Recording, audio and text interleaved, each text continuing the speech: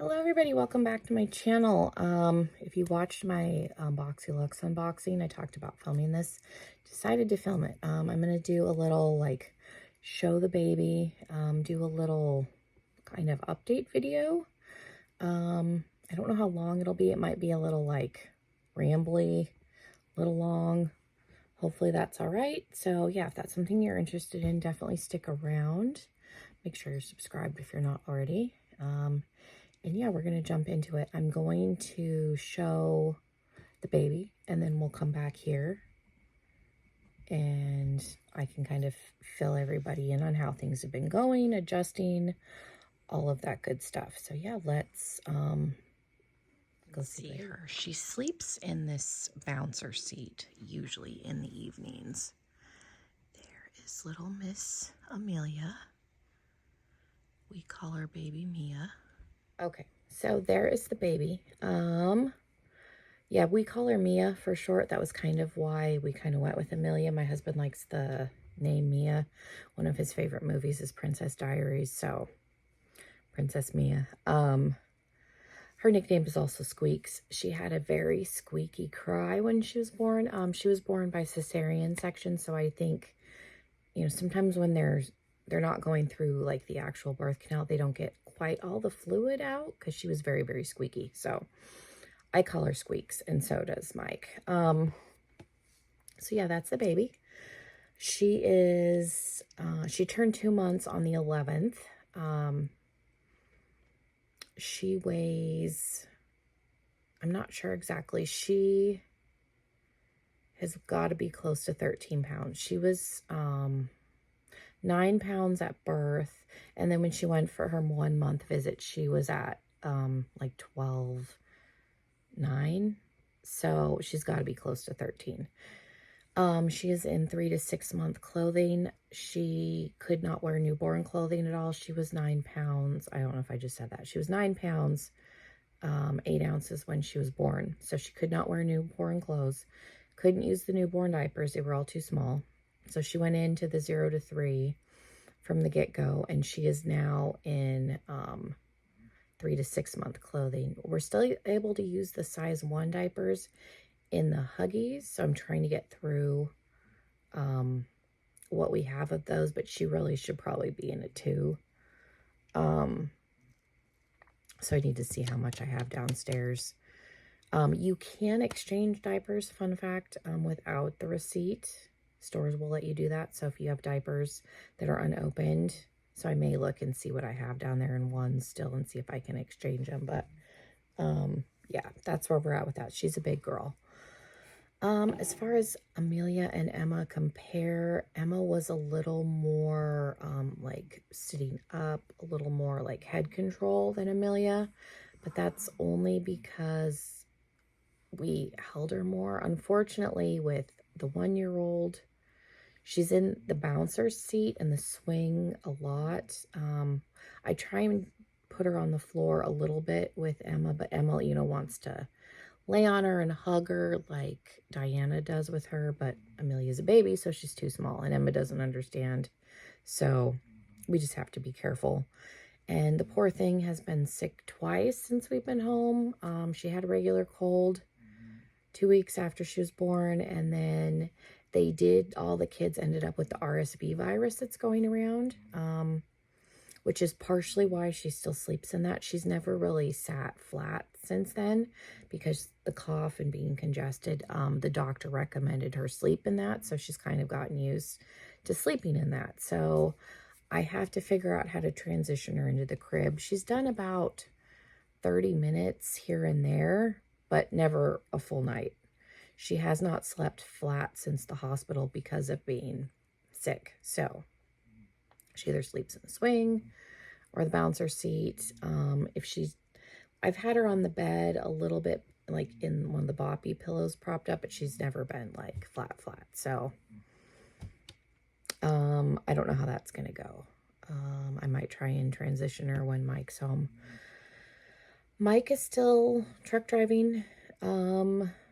He's still doing over the road, and it's been really kind of crappy. He's had, this last time he was home, he was actually home for 4 days, but before that, He's only had 1 day off. Since she's been born, his company's kind of treated it like, oh, well, we gave you 2 weeks off for the baby. You don't need any more time off. We were staying at Mike's parents' house. I had to move over there about a month before I delivered because the baby was sitting. She was breech. It was sitting on my pelvis. It was very painful.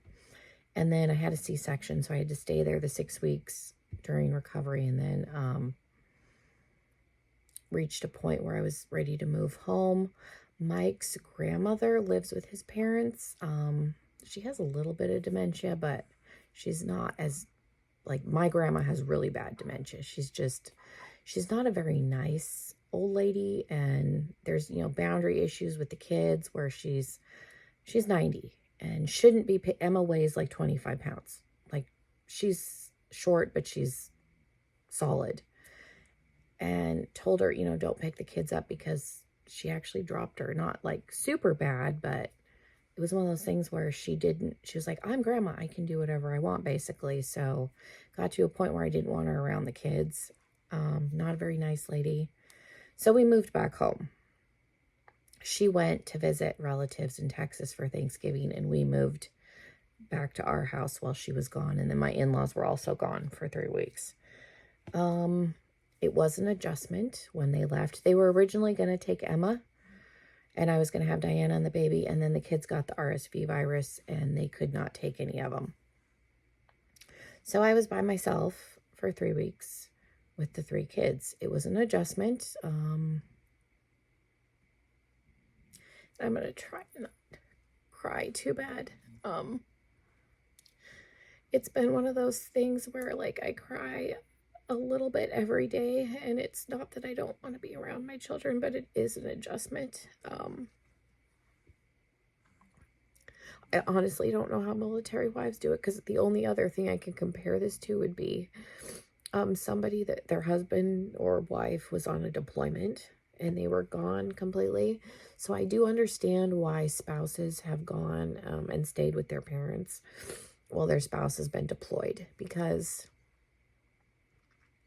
there's a lot of people I know that have kids close together.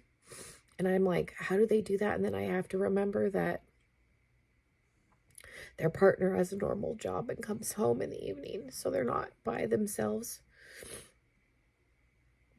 for 24 hours, over and over and over. So like I said, the only other thing I can really compare it to would be to somebody that was deployed.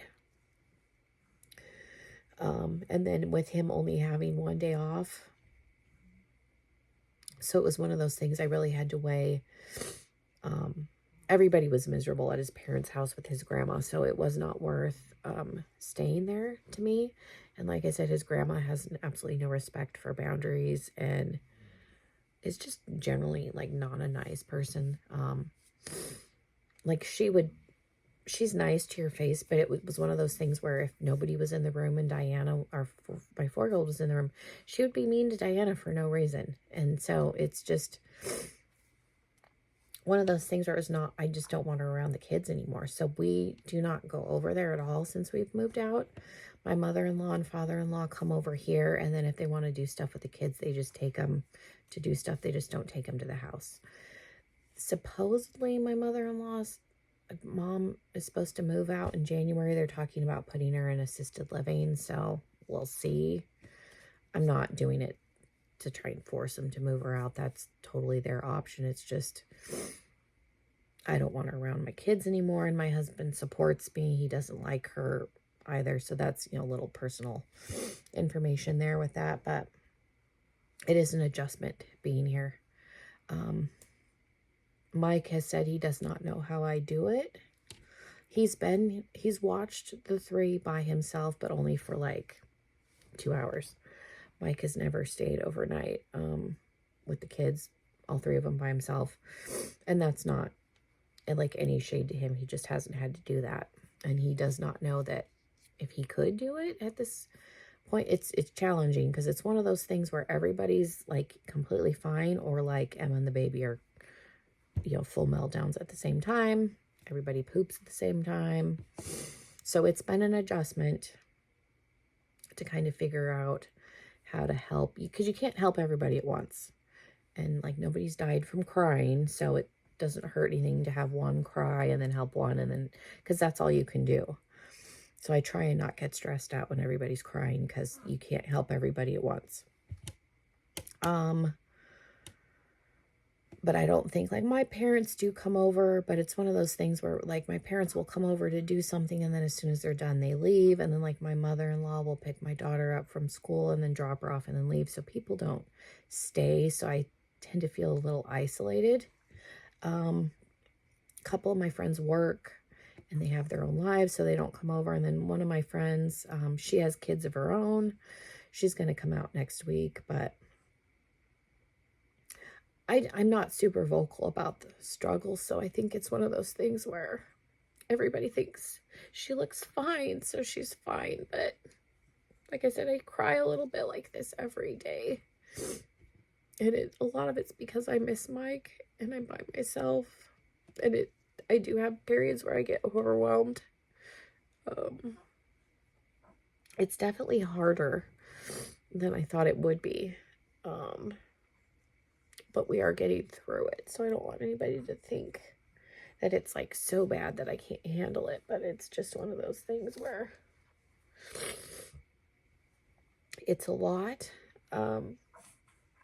Let me help her really quick.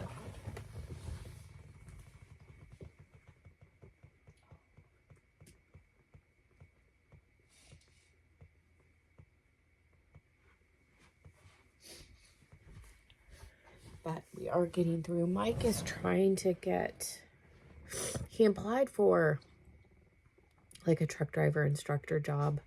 He's trying to find something where he can get out of the truck and be home, because I think I've hit that point where I just can't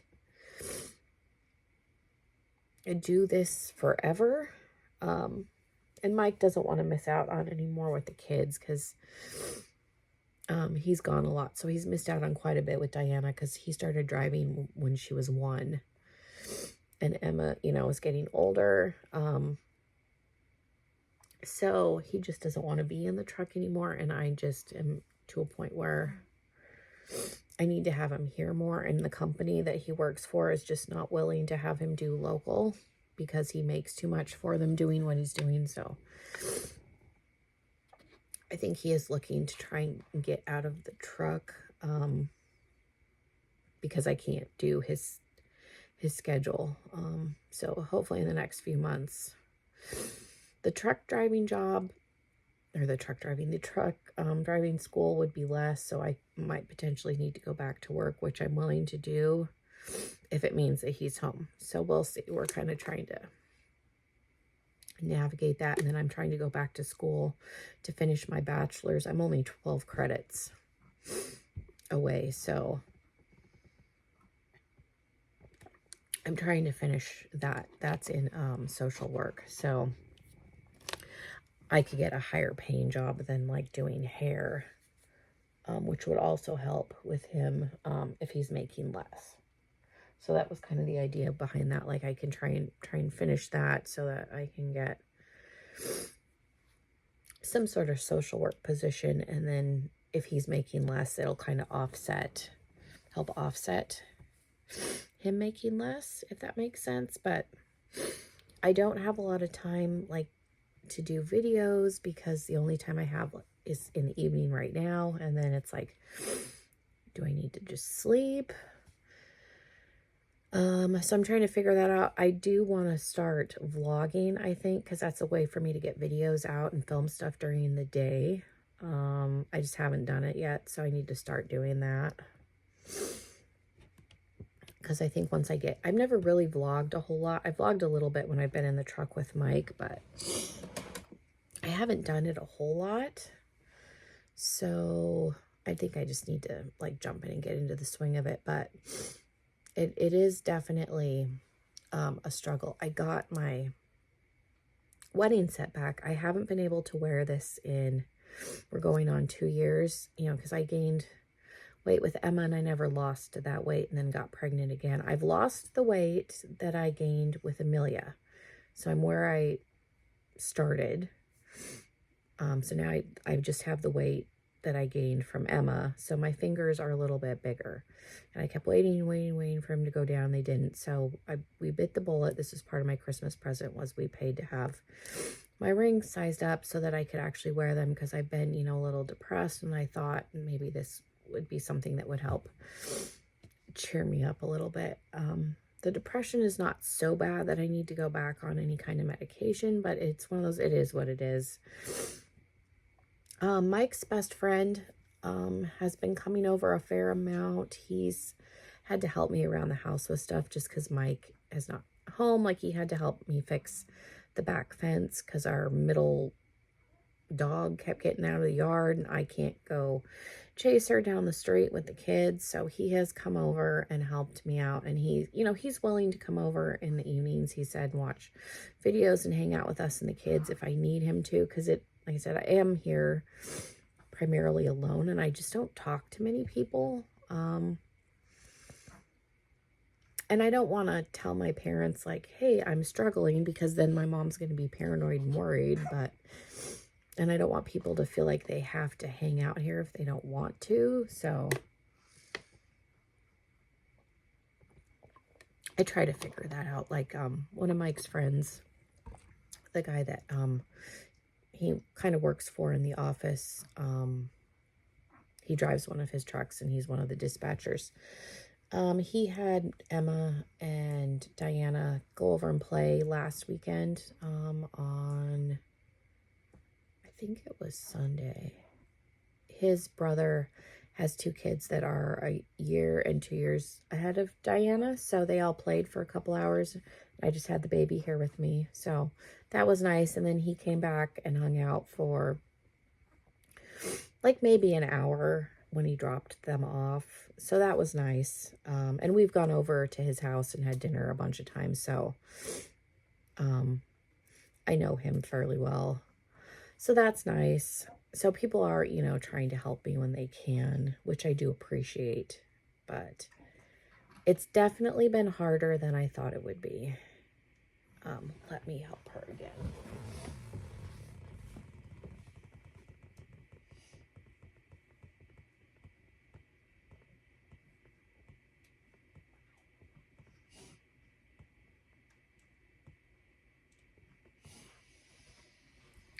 I think she kind of heard me talking and kind of woke up a little bit, which is fine. So, yeah, so we're here. I feel like I'm surviving. I'm not, I guess thriving would be the word. We're not at that point yet, but we're surviving, making it day to day. I try and not focus on, like, when he's gone for 2 weeks. I try and not look at, like, oh, you know, like the long-term time span. I look at, like, each day, so that I don't get overwhelmed or as depressed, because then I start crying.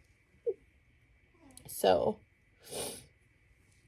and I'm not a crier, so the crying every day is kind of annoying, but we're getting through it. But that is why there haven't been as many videos, because I'm just trying to get through the day. So I appreciate all of you that have stuck around and that are still here, and that when you do watch, you comment. I appreciate all the comments that I got in my last unboxing video, and I miss everybody. I miss talking to you guys, and some of you I do correspond with a little bit on Instagram, so feel free to reach out on here and talk to me, or on there. If anybody wants to start texting me, I am more than happy to give you my phone number over DM, and you can start texting me if there's anybody that wants to do that also. And yeah, since the baby's awake, I will show her one more time. I hope everybody has a good Christmas. I will say, when Mike was home, he helped me. We got the house completely put together. The house is decorated. Everything is wrapped. So we are ready to go. Today is the 14th when I'm filming this. So we are ready in that aspect. So we're just waiting for him to get back home. He's supposed to be here before Christmas. So fingers crossed. So yeah, thank you guys so much. I'm going to sign off here, and then I will show the baby one more time. And yeah, I hope everybody has a wonderful Christmas. I love all of you. And yeah, let's see the baby one more Probably time. going to change her and make her a new baba and rock her, but this is Miss Squeaky Squeak. Squeaky Squeaks. Hi. What are you doing? Did you hear Mama? Mama woke you up? You just hanging out over here in your chair? Yeah. So there is baby Squeaks. So she is going to tell you to all have a Merry Christmas and a Happy Holiday. And we will see you all in another video very, very soon.